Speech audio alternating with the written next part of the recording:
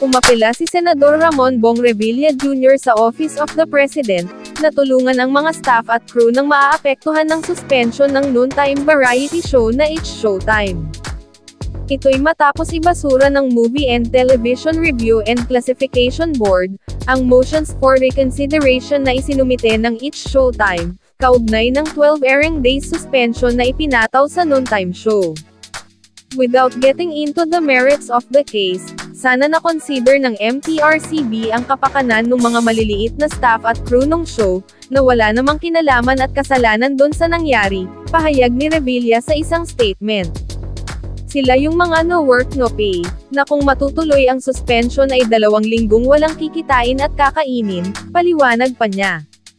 Naniniwala si Revilla na maghahain ang ABS-CBN at GMA ng apela sa OP sa pinapayagang 15-day period, at tiwala itong pagkakalooban sila ng humanitarian consideration, sa oras na ma-review ito.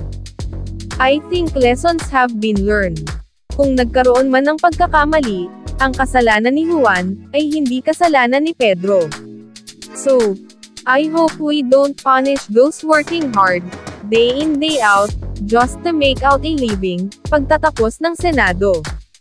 Samantala, pumalag si Movie and Television Review and Classification Board Chair Lala Soto sa mga taong bumabatikos sa kanya dahil sa kanyang pagiging Soto. Marami kasi sa mga netizens ang tumutulig sa kanya, at nagpaparesign sa kanyang pwesto bilang MTRCB Chair, dahil sa di umano'y unfair at hindi makatarungang pagtrato nito sa mga noontime programs. At nang ilabas nga ng MTRCB ang resolution ng pagde-deny nila sa inihaing apela ng It's Showtime, ay mas marami pang names at nagsabing magbitiw na siya sa pwesto.